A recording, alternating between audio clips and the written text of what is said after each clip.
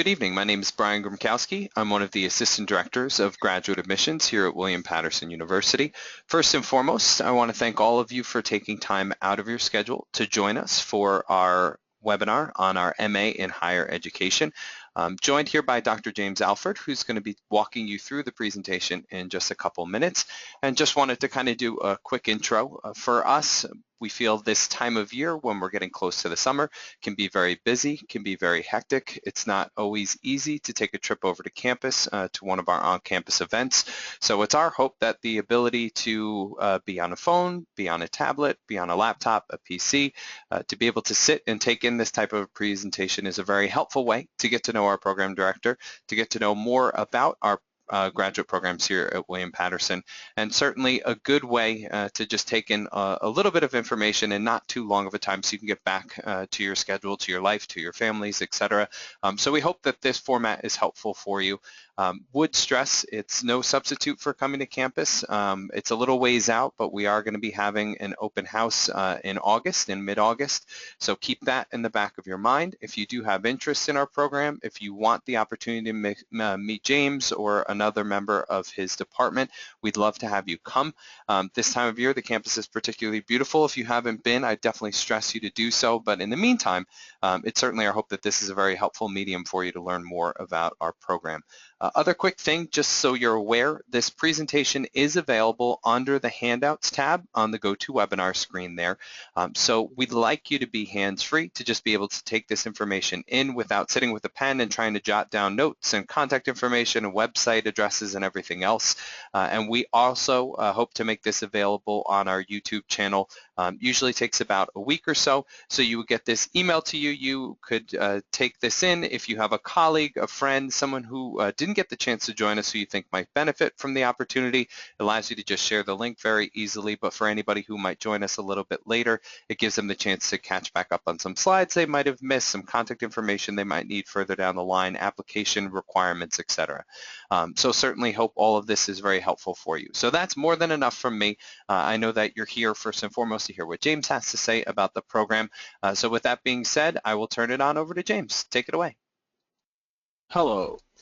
And again, welcome to the MA in Higher Education Administration Program webinar here at William Paterson University of New Jersey, presented by the College of Education and the Office of Graduate Admissions.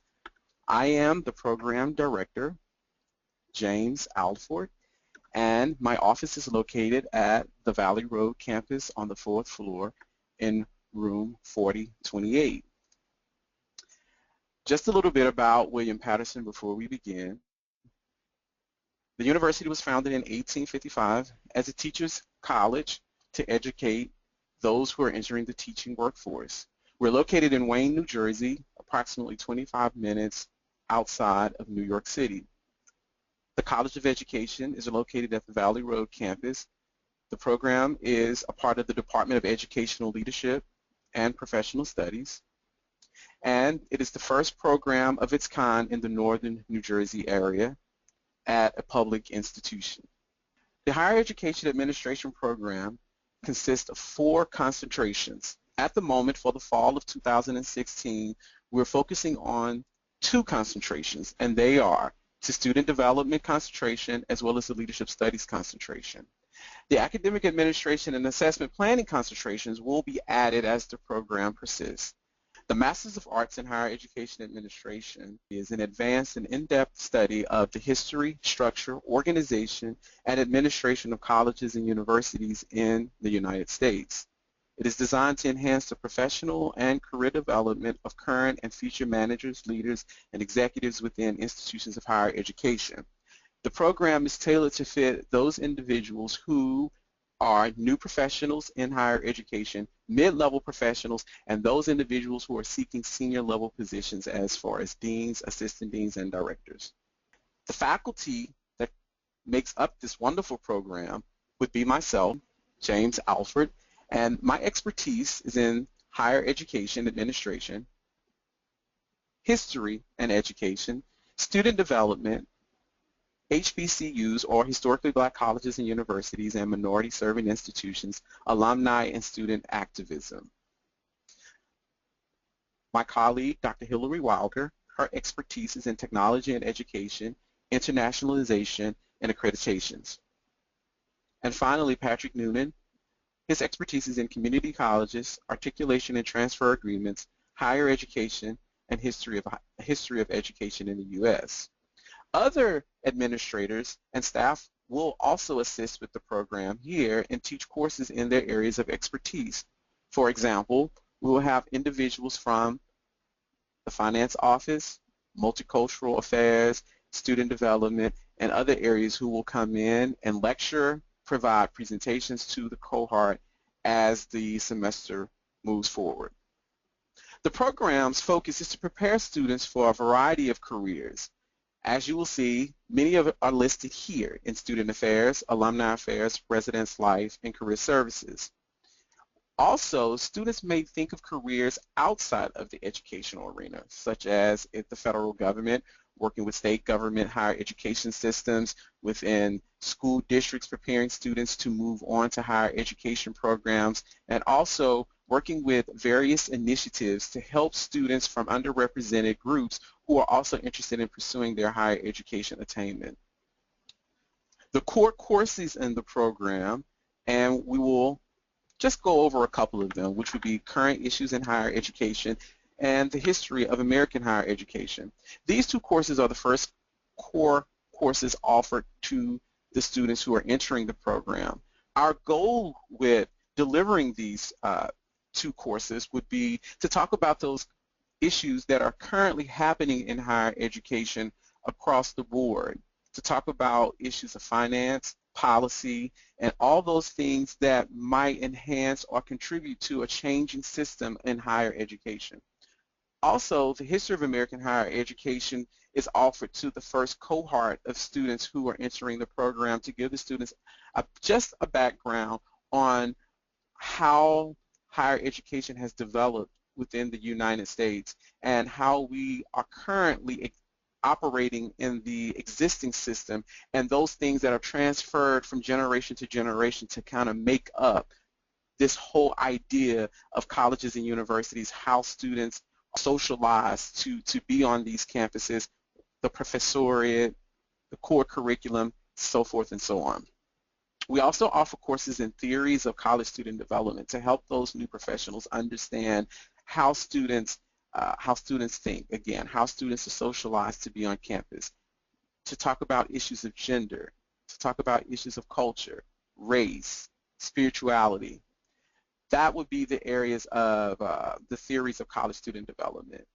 Other specialties would be the legal issues course, the policy courses, and the finance courses. So just to give you a little bit about that, and if you're interested in reading more about the program descriptions for these courses, you can visit our webpage. In each one of these courses, the description is listed there, and you can read more about them and the course offerings. So the program is developed around cohorts. We're now entering into our second cohort of students. As you will see, Cohort 2 course schedule.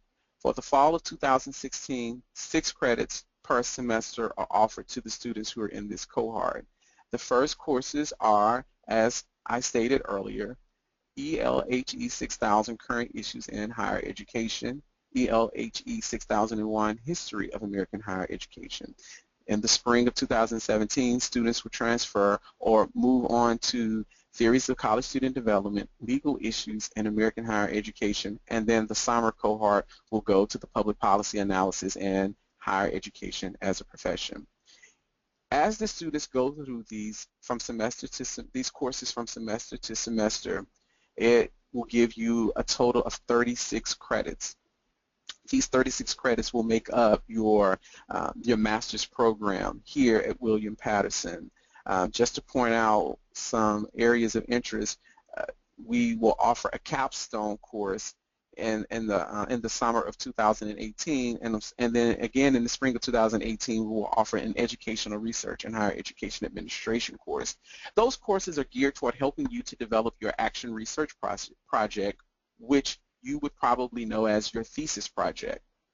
This project is mandatory for the completion and matriculation through this program.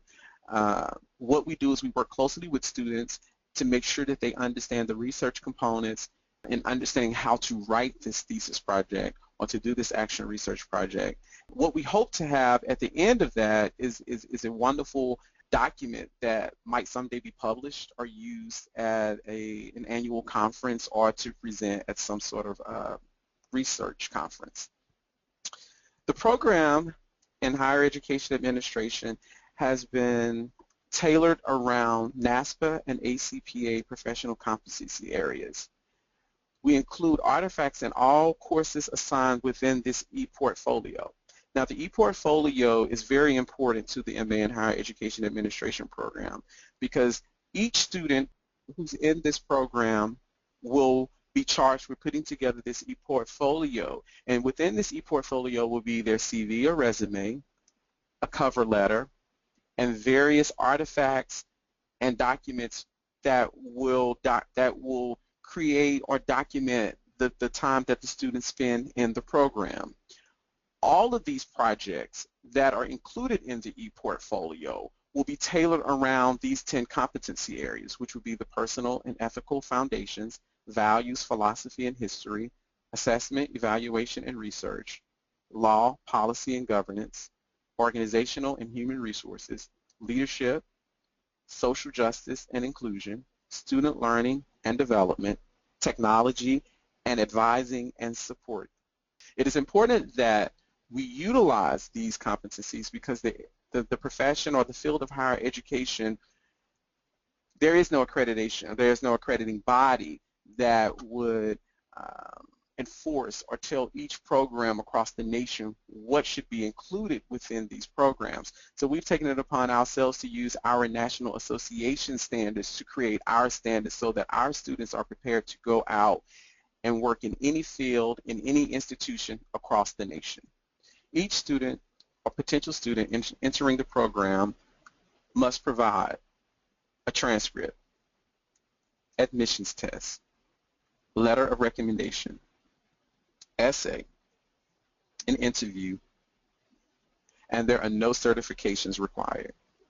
A student transcript must come from all institutions attended. Students entering the program must have a 3.0 on a 4.0 scale. Students who have already obtained a graduate degree or a master's, JD, or so on, as long as they achieved a 3.5 within that area, they are exempt from having to submit any test scores and so forth. The admissions testing. The two tests that we require for the program would be the MAT, or the Miller's Analogies test, and the GRE. You may visit our page to see the score requirements and the minimum scores required for each exam. Requirements and content. Each applicant must demonstrate that he or she can fulfill requirements listed below and have the capacity to successfully complete graduate level coursework. Applicants who do not meet the grade point average or the minimum admission test scores might submit additional materials for their application for review, and we will be able to make a decision. We understand that there are several students who are returning to their work, their graduate work. They've been out of college for years, and they may not be the best test takers, or they may not have graduated with the best GPA. What we're prepared to do is to take all of those things into consideration as a part of your admissions packet. The committee of 3, we will look at those, we will look at your application as well as the artifacts that you have submitted along with the applications and make a decision from there. We strongly encourage all applicants to apply and to submit as much as they can to represent their portfolio or their application. 2 letters of recommendation are required from professional sources that can attest to the candidate's professional and academic abilities to complete graduate coursework. Letters must be on official letterhead with original signatures. Essays must be submitted. Applicants must submit a 200 to 500 word essay using double spacing, Times New Roman, and 12-point font. We strongly encourage applicants to answer both questions And as you can see, the questions are here for you, and if you would like to see the questions again, they're also on our home page for the program. We will also interview each applicant as they have completed their applications and we have received them. Once we have reviewed them, we will call each applicant to set up an interview so that we might have a further conversation with you for the future, as we see you moving forward in the future in the program, as well to figure out where you would want to be as as your career advance in higher education. Please apply online, upload all materials online, as well as you would remit a payment of a non-refundable application fee of $50 to the Office of Graduate Admissions. A decision and notification letter will be mailed to your home within 2 to 3 weeks of receiving your application and upon review. The program is on enrolling admissions, and students are welcome to submit applications at any time. For more concerning financial aid, I ask that you would visit the financial aid or the Office of Student Aid. You can visit their website, or you can give them a call, and their information is listed below.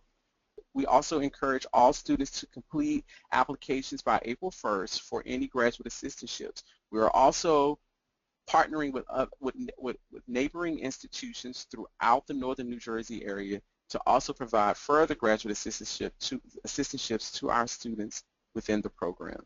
Once again, we would like to thank you for your time and your interest in the higher education administration program here at William Paterson University. If you have any questions, please feel free to email me at alfordj3@wpunj.edu, or you might email our program email address at wphied@wpunj.edu, or please feel free to give me a call and I will get back to you as soon as possible. We hope you much success, and we look forward to seeing your application very soon. Thank you. Thank you very much, James. And as we go through, we wanted to see if any of our attendees had any questions that you might want answered now. While you've got James, myself, and then my colleague Lakeisha Reber from our Graduate Admissions Office here. If you do have any questions, anything that wasn't answered during the presentation, or you'd like a little bit more elaboration on, I would encourage you to just type it in the chat box there. We'll make sure that we read the questions off to James and that he has an opportunity to answer any questions that you might have. James, we did have one or two come through as we were going through the presentation, so if you don't mind, I'm going to ask them to you right now. You talked a little bit about a cohort, and that's something that's relatively unique to this and a few of our other graduate programs. Could you elaborate just a little bit further on what a cohort is and why that's important for this kind of program? Yes, thank you, Brian. A cohort is a community of your scholar peers, and that's how we view it here at William Paterson and in the College of Education. We see the cohort model to be a way in which students might develop a relationship with their peers in the program, as well as a way to help students persist in the program and to get students at a level in which they are working together to move and to persist. The cohort model is relatively unique to the higher education administration program here, because we want to see students work together, come together, and to basically view this as your community of peers or a community of scholars who have been brought together to work together to move forward as they do the work, as they work toward their masters, as they do their research, as they do their thesis. All of this will be done together.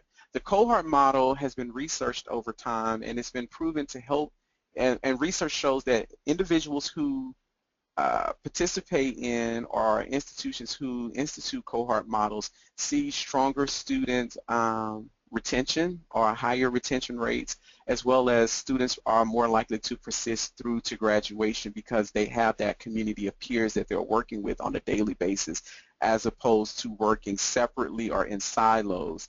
And so we have instituted that here because we want to see our students succeed. We want to see them work together. We want to see them form those bonds, form those relationships that will hopefully carry out or carry through as they go forward in their professional careers. In 15, 20 years from now, these students or these professionals will still be working together. So that's our hope, and that's what the cohort model is. Just simply you enter together, you go from semester to semester together, and you graduate together. So one of the things about the cohort model here, and I might need to add, is that once you start, we strongly suggest that you stay with your cohort. We do not want students to operate outside the cohort. We really want them to stay together. And so you're taking 2 classes in the fall, you're taking 2 classes in the spring, so you'll take those same 2 classes and you're moving with that entire cohort all the way until you complete the program.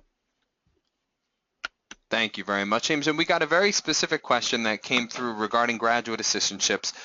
When will graduate assistantships at partnering universities be available? Or when will we, and this is specific reference to Cohort 2, have more information about them? So that's a great question. So the way it works with Cohort 2, or let's start with the graduate assistantships in general. Graduate assistantships are offered on the pool is uncertain of how many assistantships there are out there. Some of the schools that we are working with are some of the schools are Passaic County Community College and Ramapo College. Those are the 2 schools that we're partnering with, in a sense. Those individuals who are looking for graduate assistantships for Cohort 2, the best thing to do is to apply first, get accepted, and then we start to negotiate with those institutions getting you placed into graduate assistantships, because in many ways we have to they have to have a need at their institution to bring in the graduate assistant, and we have to have you accepted into the program in order to place you. So I need to be able to have students in the program and say, well, we have these number or X number of students who have been accepted and they're looking for graduate assistantships. And then those institutions will say, well, this is what we have available and here's what we're looking for in these areas. So it's sort of kind of done that way. So right now, I know that there are some assistantships at these institutions. The problem is understanding the match between the student who's been accepted into the program and understanding what the needs are at the institution. And when I say the needs, they may be looking for someone to work in the president's office, but your area that you're interested in may be in Greek affairs. So how do we find a best match for both parts, the institution as well as the student? And I might add that most graduate assistantships that we're looking at them to cover at least 2 classes per semester as well as a stipend. That's the norm that we would like to have for our assistantships. So again, if you want to know more about it, please feel free to email me or call me and I can give you more information, because many students have assistantships lined up already, or they're already working at institutions who will allow for them to let that work be their assistantship, and they will assist students by paying for 2 credits, and that could be worked out as well. But again, you would have to be accepted into the program first, and then we can start negotiating how that would look. Thank you very much, James. And one student asked about NASPA and ACPA competencies, wanted to know what they are and how important are they in this whole process. Most higher education administration programs or student personnel programs, student affairs programs, our national association or conference would be NASPA and ACPA, and those are our major conferences that we will attend, and those conferences will also govern what these programs might look like. About 20 years ago, those 2 conferences, NASPA, or those 2 associations, NASPA and ACPA, came together and decided that we must some kind of way bring some sort of cohesiveness to these programs to make sure that there are standards or benchmarks in place to say that each student who obtains a degree, whether it's a master's degree or a PhD in these areas, have met these benchmarks. Out of that meeting came these 10 competencies. And these 10 competencies will tell each program the areas in which they must instruct students, how the content must be delivered, what students must walk away with, how students should structure their research, how programs should be structured. That's what these 10 competencies will do. Our program has taken it a step further.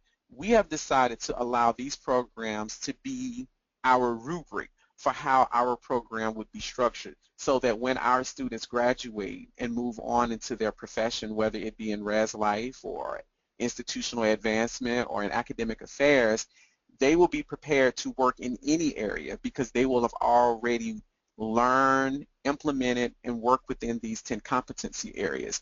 And what's so important is that these competencies are just not germane to New Jersey, but they are relevant whether you're in New York, whether you're in California. These are the standards nationally for a higher education administration program. So that's why it's so important. So all of the work you do from each class, from class to class, each semester, will be centered around these competency areas to make sure that you understand them. All papers, all assignments, all projects will have a part of these competencies tied into them. Thank you very much, James. And I believe that's actually it. Oh, wait, we have one other question. One student wanted to know, typically, obviously, it's a little bit different in terms of the cohort than some other programs. How long would it typically take a student to complete this program from start to finish? So the program is a 2-year program, and it's 6 semesters. So, and if you go back to the PowerPoint presentation, and you'll see the cohort control sheet, or you'll see it broke down semester by semester. It literally, that's your guide. Each semester you will take, in the first semester you will take the current issues course, the history course. The second semester you're going to take the student development course and the legal issues course. That summer you're going to take a policy course and a higher ed as a profession course. That's year 1. Year 2, you're going to take the your concentration area course, whether it's in leadership or student development, and then the second semester of year 2, you're going to do your educational research course, your assessment course, and then right after that, you're going to write your thesis. So that's 2 years, 36 credits. Now, that's a great question, because what I failed to mention, and we're trying to get this off the ground, we're working on it, would be a full-time program where a student can actually finish the program in a year, meaning they would take 4 courses a semester, and they will finish in a year. 36 credits is still 36 credits, but instead of taking 2 credits, 2 courses a semester, you're going to take all 4 courses. You would take the current issues course, the history course, a finance course, as well as a student theory course. And then the next semester, you'll do 4 more courses until you're done. And then we actually had one other question. In general, the student is aware that there is the option with some of our programs for a student to come in as a non-degree, non-matriculated student, take some coursework, and then potentially matriculate into a program further down the line. Obviously, with a cohort scenario, it's a little bit different, but for a student that falls a little bit either below the academic requirements or for one reason or another is unsure about the timing, is there the opportunity to take courses as a non-degree student beforehand, or is that not advisable because of the cohort model? Now this is a really good question, because as the program director, I've gone back and forth with that, because on one hand you do want to allow students to participate and take courses in the program because it's a way for students to see if this is a good fit for them. But on the other hand, you take yourself out of the cohort model. And I'll go back again to explain why that's so important. And we finished one whole cohort. Well, one cohort has done an entire year, and we're working on the next cohort as we speak. What we have found is that cohort and those students who are in those cohorts will tell you how important it is to them that it is structured that way, because many of these students are currently working full-time, they have families, they have personal obligations, And within these cohorts, it provides them the support and structure that they need. So if they don't get everything done here, someone in the cohort can help pick up the slack and say, I know you're missing these things, let me help you with these things, as opposed to them working individually. Because again, you know, we expect that many of our potential students or future students will be full-time employed, employed within a university or somewhere. And that joining the program would really add another layer to their life. To answer this question, and I'm going in a long way, I don't really encourage the taking non-matric courses. I really don't, but there are some insinuating circumstances that it could be permitted. And so I'll give you an example of that. If we have a student who I would allow them to do non-matric if their GPA is below the 3.0, and let's say they had a 2.5 and they weren't necessarily strong and they're really trying to see if they have what it takes and they really want to prove to us that we should take them in the program, and they're going to take the 2 courses, not just one. They're going to take the 2 courses and they're going to, you know, say, you know, I'm going to see if I can get an A in both these courses, and if I do well, will you recommend me to be accepted full-time? Then yes, I strongly would recommend you do that. But if you're just taking one class to say, I want to know, and it may not work, and then you're going to do one class the next semester, then you're really going to, it really won't benefit you, because one of the unique features to the program is the cohort model, where you're working with your peers as well as you're working with your professors. And working with your peers is just as important. So, and one of the things that I forgot to mention was this, the time commitment, as I talk about the cohort.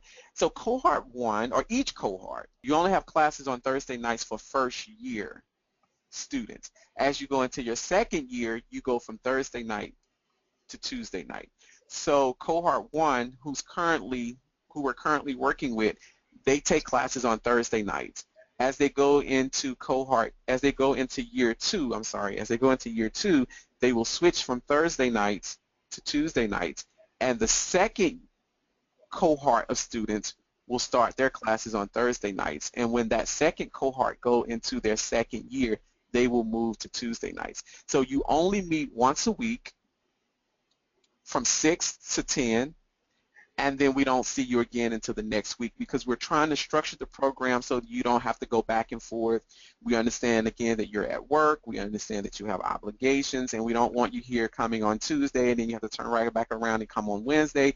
We try to do everything in one night so that students can take advantage of the time they're here with us as faculty, as well as they're here with their peers, and we try to get as much done in that one night, and then we do a lot of stuff online as well. So we really tailor it to the part-time program. We really tailor it to those individuals who are working full-time.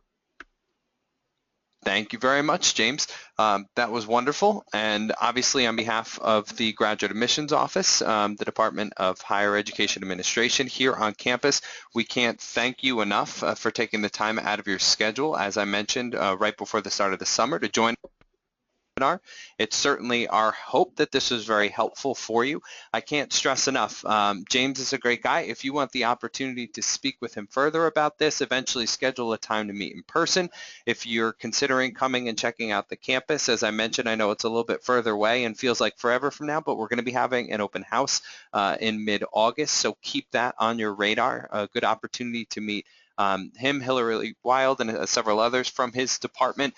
They'd love the chance to meet with you to talk about your interests, what your goals are academically, professionally, and certainly you'd be in good hands if you chose to do so, so keep that in the back of your mind. As I mentioned before, we are going to be sending this presentation in its entirety through our YouTube channel in probably a week, 2 at most, so keep that in the back of your mind as well if you joined us a little bit late.